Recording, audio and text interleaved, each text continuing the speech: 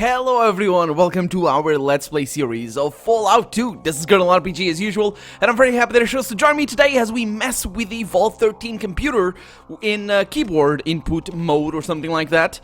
As we also try... Oh yeah, that goes back to that. Switch to keyboard input mode as we try to figure out... Excuse the hiccup. Boy, you're off to a good start.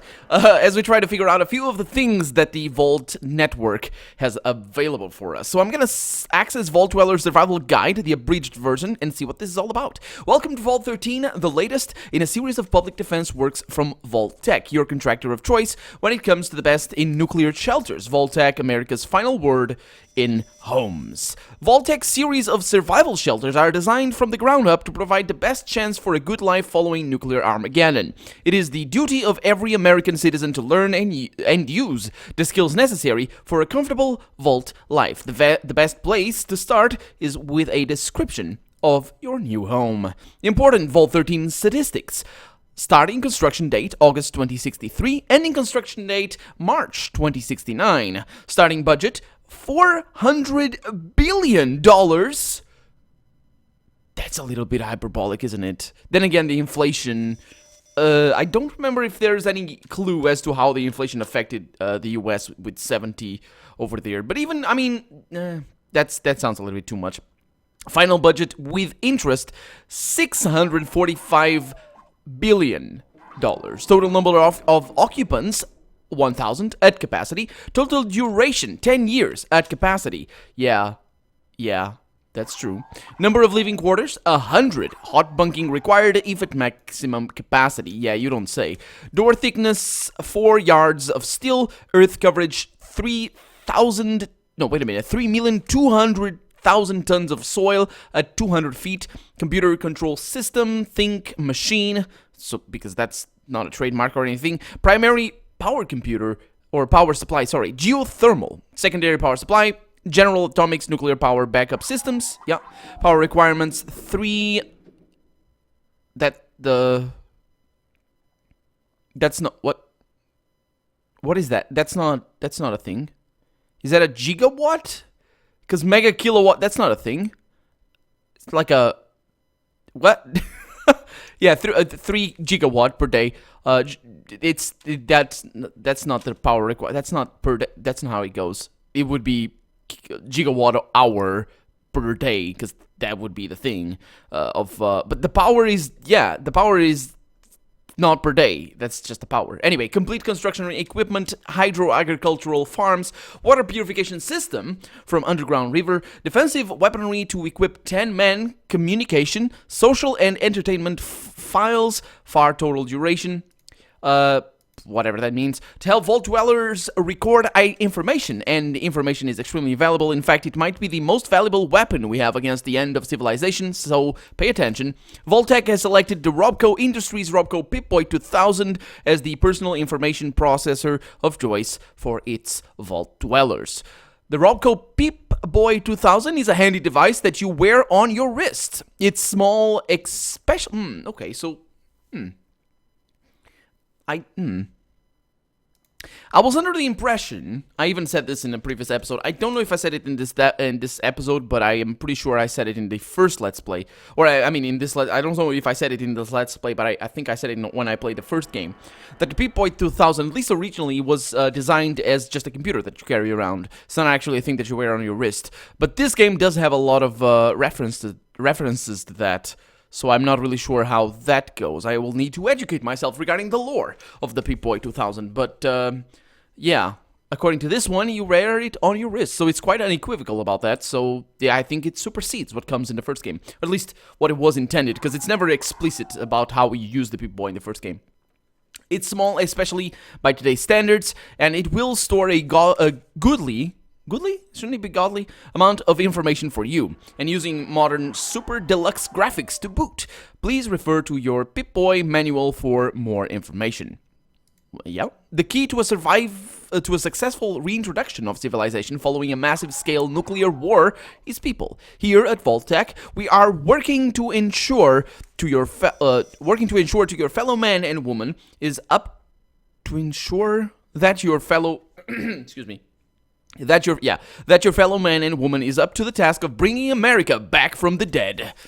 Make America live again, I guess, or live again. We believe that a positive attitude is one of the best tools at our disposal. Should you encounter any fellow vault dwellers displaying a less than positive attitude, you are encouraged to report them to your vault's overseer. Remember, once the doors are sealed, the overseer's word is law, and your thoughts are crime as well if you're not very happy. Vault 13 comes prepared with a latest, which is, I'm sure, great for the oldest people that are not very happy in the first place, which will make them very happy to know that they are criminals for not being happy. Vault 13 comes prepared with the latest in survival equipment. The items in your storage containers will last 1,000 people over 10 years in comfortable and modern surroundings. When it is time to leave the vault and return to rebuild America, your friends at Vault Tech have provided you with everything that you will need.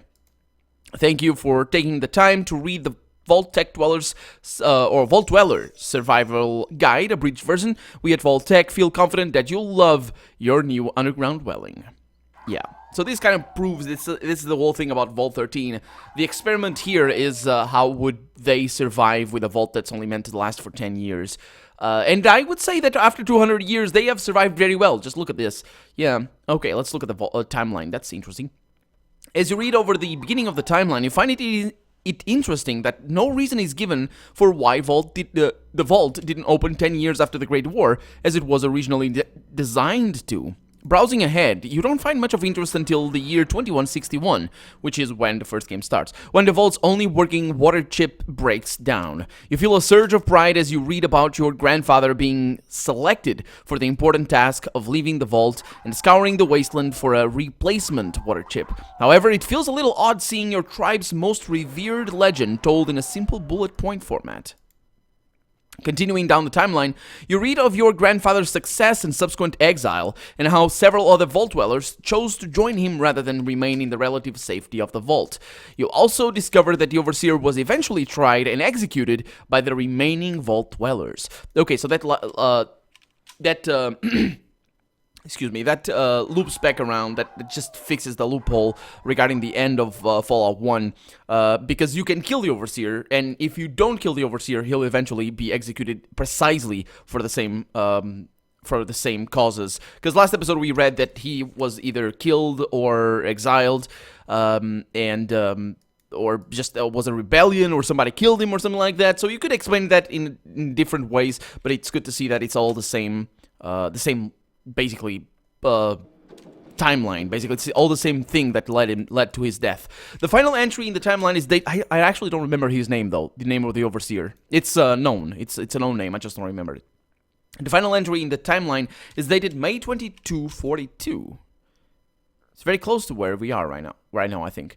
It seems that for the first time, Vault 13 was sent an all-clear signal from an unknown source. After some debate, the Vault Dwellers decided to open the vault doors and see what awaited them on the surface world. There is no record of what happened to them after that.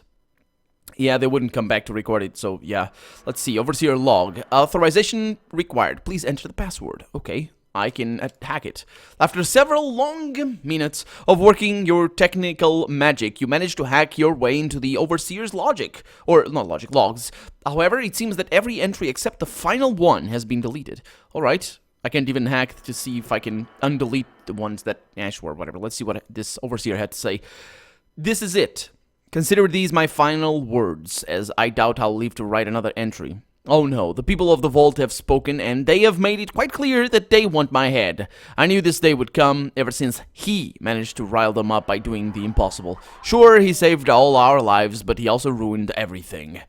Let it be known that I took little joy in exiling our great hero, as it were, but I had no choice in the matter. His adventures in the outside world had changed him too much. He was too great a threat to the project.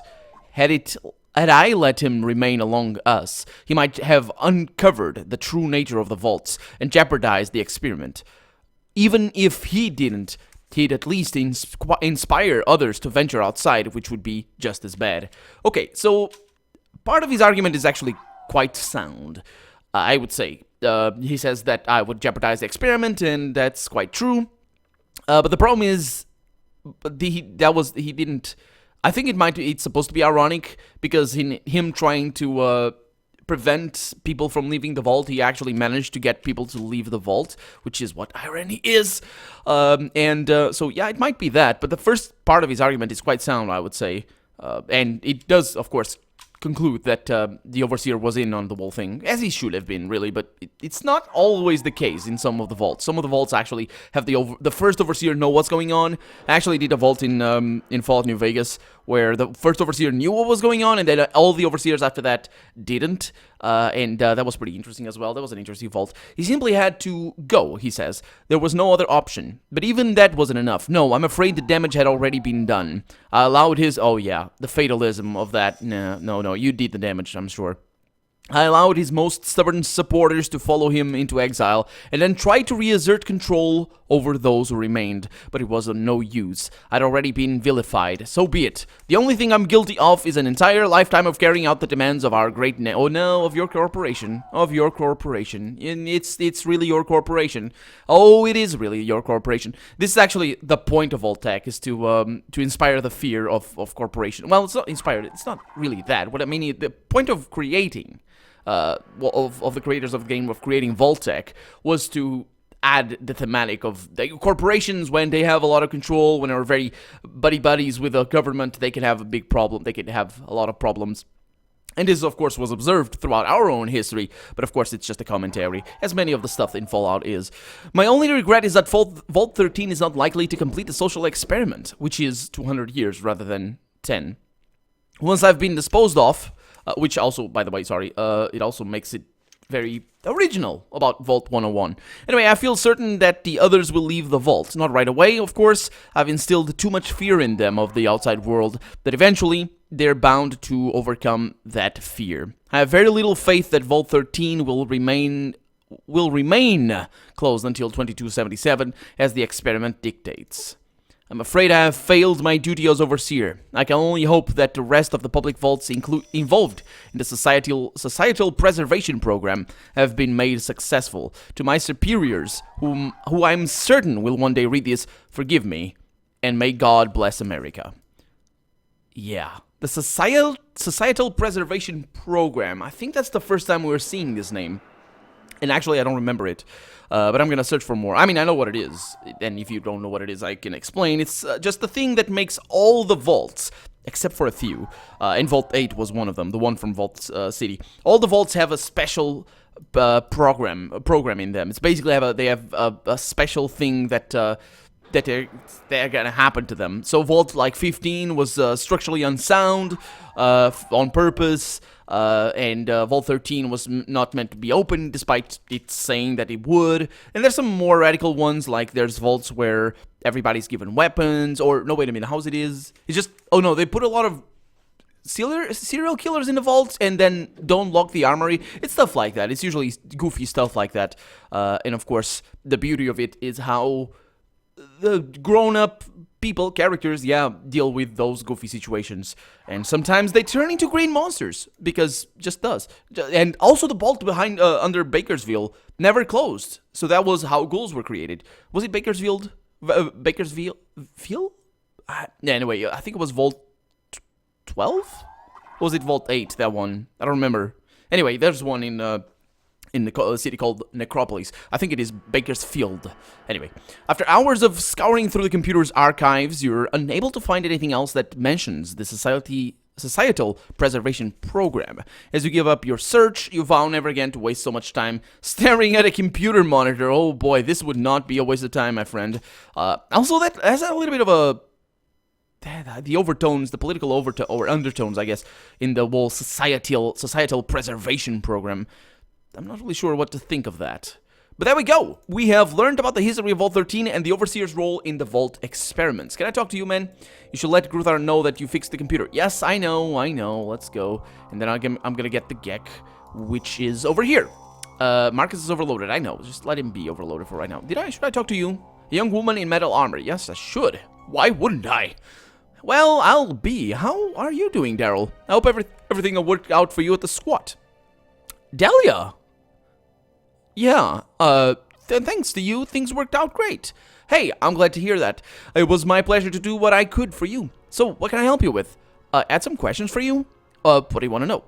Are you a prisoner here? No, I'm not. I'm here of my own free will, and I like it. I think that this will be a safe place for me to stay for a while. All right. So you can leave at any time. Yeah, I've been told I'm free to go or stay. I'm staying for now. So what can you tell me about the deathclaws? I don't know any more about them than you do, I guess. I'm still trying to get used to them talking to me instead of tearing my head off using it for a golf ball. It's scary, you know? Yeah, I'm sure you weren't used to them tearing your head off and using it as a golf ball. That's not... I don't feel that's something somebody gets to get used to. But sure. I've come to accept it, I guess. So how did you come to be here? Oh, after I left the squat, I didn't know what to do with myself. I figured I'd just drift into another town and another hired gun job. So I was wandering the desert trying to decide exactly where I should go. Well, one day I was looking for a good place to camp. That was getting late, and I didn't want to be out on the open after dark. Off in the distance, a ways, I thought I saw a campfire, so I decided to see who was there. So I sneak up on this campsite, and there are 2 deathclaws sitting around the fire, just chatting away. Idiot that I am, I let out a little cry of surprise, jumped and turned to run, right into the arms of another deathclaw standing right behind me. Anyway, to make a long story short, it also... to not mention the pants that I peed, it took a while for me to realize that I wasn't about to be put on a spit and barbecued. Instead, I was brought here and interviewed, as it were, by Gruthar. Now I leave here, if I want. Oh, that's interesting. Why are you worried about needing a place of safety? When I let you buy me in the squad, I broke my contract with my employer. I was sure that I'd be hunted down and killed because of it. Seeing you here convinces me that I don't have to worry about that. I can only assume that my previous employer is no longer in any condition to be concerned with me or my whereabouts. Yeah, you're safe, Dahlia. You'll have no need to worry about any retribution. What was his name? Darian, I think it was? The guy that in Vault 15. That's the squad that she's talking about. Thanks, Daryl. That takes a load off my mind. Yeah, you're welcome. So yeah, I'll talk to you later. Yeah, and then we need to talk to that person over there as well. But first, we're gonna go to... I don't remember the name of the main Deathclaw. We need to talk to a lot of stuff. We need to do a lot of stuff in here. But, yeah, what's his name? Gruthar. Yeah, that's right. Okay, so let's save the game here on the quick save, and let's have a chat with him. You have restored my faith in humans. I thank you for all that you have done for the pack. Is there something that I can do for you in return? Yeah, you said you would let me know if you found a GECK here. Did you locate one? Ah, let me see.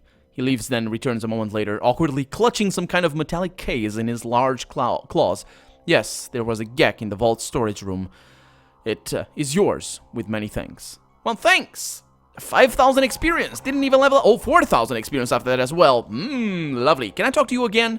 Hello, my friend. You have saved the pack, and we thank you. Well, that's very good. You pack friend. You save pack by fix machine. I have fix machine. I definitely do. Let's go down to level 2 and let's go around because I think we can steal from these guys. Ooh, we have another friend over here.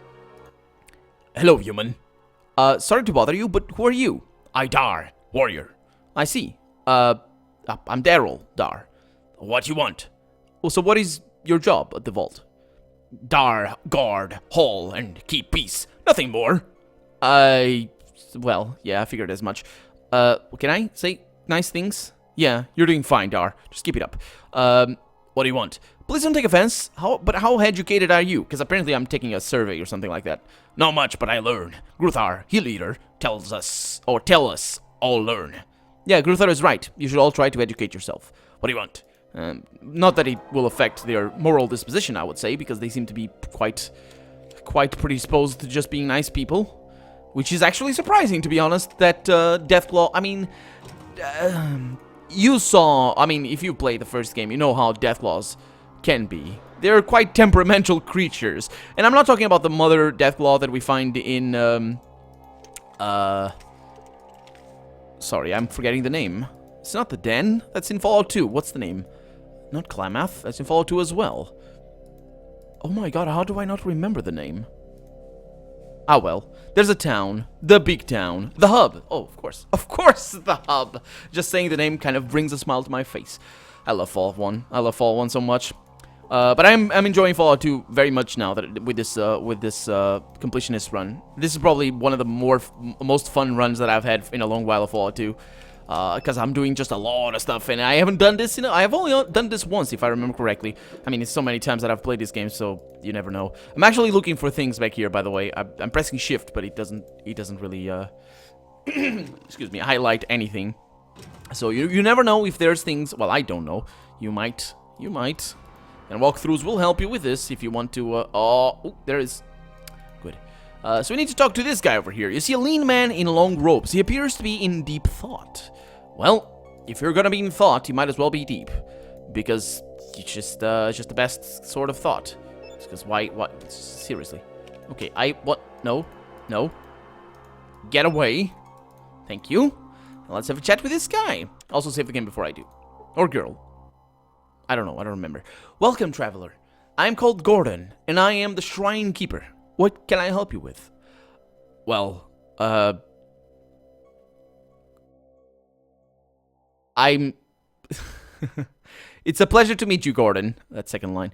I'm Daryl. Can I ask you some questions? Certainly, you may. Who's this shrine dedicated to?